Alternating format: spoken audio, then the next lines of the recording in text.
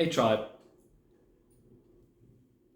we're starting to near the last stretch of this process I mapped out about a year ago or longer. And we're getting into, for me, probably one of the more difficult parts of this process. And in one of my previous videos, I said that if you thought that the incident or the moment that happened in your life, then when you were, when you lose a loved one, or you go through a breakup or a divorce, or you lose your job, or something like that, like this real intense, if you thought that was hard, this process is freaking hard. And you get into these things and you have to really go and dig deep and connect with yourself and deal with your stuff and process traumas and things that happened with you. And I'm like, that's what there's many videos on what this means. But this specific step comes to a point that I refer to as an identity death. Some people talk about an ego death. And to a point, I think that there's a similarity in a reality that plays itself out. I can only share with you how I see it and why I have found this so exceptionally challenging. And I'm still going through that. And that's probably what this whole process and journey is about this identity death. Now, when we are born, we are pure source energy, man. We come from source, we come from God, we are a fractal of God. And again, I say God, whatever you believe in, but source, creator. And the connectedness with us, the universe, which I sometimes refer to. And we are connected to the universe at this early age. And then life happens. And people start telling or showing or controlling or manipulating through situations to start molding us in a direction that they believe we should be. And that's a very, very specific conversation. And we know that, I feel that schooling systems and stuff, all of that, it's just all programming of what we need to become so that we can become a law-abiding member of society, so that we can just go and create, we can work and fall into the statistical reality and whatever. And some of us have never really fitted into that, but we will still somehow be hammered into a mold. In doing that, many of us then start creating an identity or a persona that we believe we need to be accepted into society and be deemed worthy by the people that we engage with. And like you all know, that this journey and this process started when majority of those things that I thought defined me were taken away from me 3 years ago. And this process of trying to find myself in all of this, and it's now a 3-year journey, and I'm still in the process. It's still a process, and it's ongoing, and I think it will potentially be ongoing forever. But I definitely know that I'm getting closer and closer to connecting with self, and no longer being too phased about what society wants me to be. That in itself is obviously also challenging because of our own self-beliefs and all of those things. In doing that, I have realized that I've started, even the last bit of things that I was attaching an identity to, and I had a fear of losing that. So in a previous video, I said that I recently had a car accident, and because of that, my vehicle has been stagnant and damaged and undrivable. And that was at some point a huge fear of mine. Like months and months ago, if my car had to go in for a service, just that day of a service would give me anxiety because it somehow triggered my sense of independence, and I felt I couldn't control it, whatever the case is, and that was it. Now, then that situation played itself out. I've now been without a vehicle. I think it's now been over 2 months, I think. Yeah, it's longer. Almost 3 months. And that fear of not having a vehicle has subsided, which means that fear no longer has control over me, which means that I have released that. As you know, in the last while, I've also been faced with having no money, no income. And if I say no money, I'm not saying, well, there's still a couple of $1,000 or a couple of 100,000 whatever else in my bank account and things are getting tight. When I say no money, I mean no money, no cents, not even rands. And also getting to a point that fear just subsides. That really gives you a very different sense of self and really gives you a different sense of confidence in who I am. And that ultimately, the universe situations can take everything away from me. At the end of the day, I still have me. And that will lead into the step after this, which talks about rebirth. But in this identity death, one of the dynamics that played itself out was that I thought that everything that I still had attachment to was gone. But interestingly enough, although I still had a car and money and that kind of stuff, there was still an attachment to that. In addition, there was also, although my business got really badly hurt and has never really recovered since lockdown and COVID time, a part of me was still attached to that identity. The fact that I had this really beautiful, really cool, really sexy, lacquer, groundbreaking consultancy, and I was still attached to that title and the fact that I've got this business and whatever else, although it's not really doing much and it's not out there, there was still a part of me that's attached to it. And what I found is that I was living in this hope that if that happens, if I just land that next client, if I just get that next project, if I just something, whatever happens, then everything will be okay. And without me realizing it, I was actually putting myself into my own hell loop, constantly caught in my own trap, like on this hamster wheel, and just kind of like going through the motions, not realizing what I'm doing is I'm kind of like, I'm caught, I'm trapped, I'm not letting go.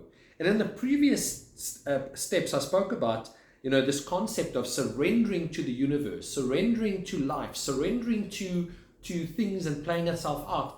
In a way, I was actually not allowing all of those realities to play itself out because I was constantly seeing myself in a certain light. I was still seeing myself inside a certain type of box. And an identity death, and then mine has been going on for a while. I think this identity death, it's probably been going on for a year, because I was able to write this identity death and these last steps down over a year ago.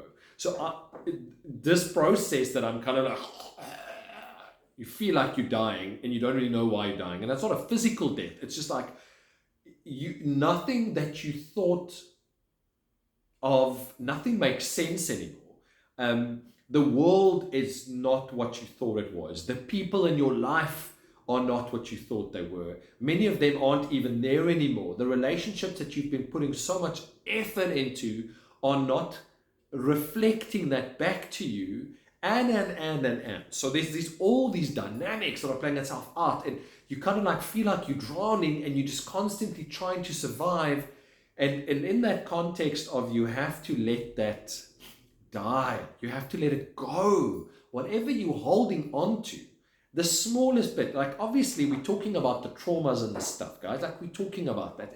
And that's an ongoing process. There'll be moments in time when your auntie or your ex or your boss or your whatever said something to you that you didn't like, that triggered something and shit happened and you didn't quite recover from that. That will be thousands and thousands of those circumstances will happen. Okay, so know that you are forever working on these things, and it's fine, it's okay, it's part of this process of healing. But this main thing where you have to kind of go and no longer have an attachment to an identity of any sorts, partner, husband, boyfriend, friend, consultant, whatever, when you don't have those attachments anymore, and you can truly really allow yourself to start, you can let go of whatever those things are, whatever they are. And let me tell you, it's not quick and it's not easy. Yeah. It's shit. But in its reality, it's actually quite simple. So basic. But that attachment is the real thing. To detach yourself from whatever you have been holding on to. And even the story that you've created, and why you are where you are right now, and why you are who you are, and all of that shit all has to go. Now imagine if it's these millions of tentacles that have kind of like attached to your persona and your thing and have started building up this thing who you think you are. You start cutting those cords one by one is one thing, but you have to keep on cutting, and some of them are deep and entrenched in who you believe you are or have to be accepted. And that fear of rejection, which is one of my biggest fears, not being good enough, all of that you have to go through, and you kind of like have to deal with this stuff, man. Yeah, it's fucking hard. Let me just say it's fucking hard, and it was challenging, and it's tough. And that's why in these last couple of months, and it's also one of I haven't been, as open with you guys for a while, because I've just been bombarded with all of these things. In addition to that, I'm really, really big on plant medicine, psilocybin. In the last couple of months, I've been on 2 psilocybin journeys, and one was so intense, and I really experienced it as very traumatic. And months later, and this is how the medicine works, is that sometimes you won't get the answer in the actual experience. You'll have a realization months to much longer after that. And in that journey that was so intense, I kept on hearing this voice saying to me, let go, let go, let go, let go, let go. And I think I'm letting go, but that thing was holding me against. I felt like I was on this never-ending traumatic roller coaster for 5 hours. It was so terrible. And the other morning I was lying in bed, and the next minute it just dawned on me, and it says letting go. And I realized what happened. I, in my mind, cognitively could let go. It made sense to let go. Okay, just let go. Okay, let go. But what I didn't do is, I couldn't let go here, in my heart, in my gut. I couldn't let go, just absolutely surrender to that flow. And it's interesting that in the last couple of months, these last 2 videos that I've made about surrendering to the flow of life, and you trusting the universe, trust yourself in the universe, all these things that I've made in the last ones, all had to do with that specific message. And because it was telling me to let go, a part of me was still not letting go. Even the smallest minuscule part of me that was still hanging on was still hanging on, you know? Even it was this tiny little hand, this little tentacle trying to connect. Well, it was still hanging on, bro. It was still hanging on for dear life. Whatever that last bit of part of me was that the ego couldn't let go of. And I now know why the accident happened. The accident happened because it really had to shake my foundation. It had to bring things up for me. And I had the choice of seeing that as a really traumatic experience, or I could have gone and said, fuck, okay, it wasn't great. It wasn't supposed to, it could have happened. It shouldn't have happened necessarily. I could have made different choices. But at the end of the day, that happened. But I'm grateful for it because this is the ripple effect. And the ripple effect, in essence, has been phenomenal. Although the last couple of months have been exceptionally challenging on many levels, and I've spoken to that about that in the previous videos. But I sit here now and I realize why it happened. It had to freaking shake me up. It had to shake things up. It had to shake my subconscious up. It had to really fragment things so that when I look at all of this, I can really start putting things together, but in a different way. It doesn't all have to happen. Why be the same person again? And now I'm going through this new process, and whatever this process is a continuation. And I am going to talk about it in the next ones, but I'm really in that process now of how I'm finding new ways of being. And I'll talk about that in the next video when I talk about rebirth, to share a little bit about that. But in terms of the identity death, tribe, you have to realize that you have to let go of everything you've ever thought of, everything you've always believed, everything you thought you needed to be, everything that you are in that moment, whatever. You have to let go of all of those preconceived notions and ideas and frameworks and boundaries, and realize that you are pure freaking light. We are pure magic. We are creators. We can be anything we want, anybody we want. And we can do that in a second if we just shift our perspective about that. And I'm learning that, and even in this moment, like I'm having these realizations going like, okay, shit, yeah. And some of it could be baby steps and little bits of progress, and others could be in a moment in time. In a moment, you could choose to vibrate in a different frequency and put yourself into a different timeline. You can be in a different dimension in a split second just by making that decision to be a different person and to be more authentic to yourself, to honor who you are as a being. I'm not saying a human being, as a being, as an essence. And then starting to find the things that really excite you. And before, I think as I'm now starting to nudge onto the next topic. So let me stop here and then I'll get into the next video. Please share with me your thoughts. How many of you are going through these things? What are you experiencing at the moment? And let's start some conversation. Please know that you are not alone in these things. And a lot of us are in different places and stages of this evolution and awakening. But let's connect with each other and share and know that that we are there for each other.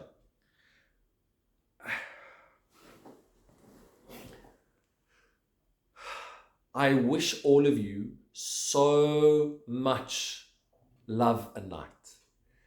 I know that there's such incredible stuff happening. I know the world is a bit chaotic at the moment, and again, don't get caught up in that. Don't get caught up in the narrative, because it's not what you think it is. And we won't always exactly know what that truth is, but don't get caught up and don't choose sides, because you anchoring it yourself in a matrix again, in a framework. Anyway, I love you all, and I send love to all of you, and know that you're on a path of growth and development and evolution, and that tomorrow is going to be phenomenal. It's going to be great. And if you've committed to this process, know that it's only magic happening at the moment. Right. Love and light.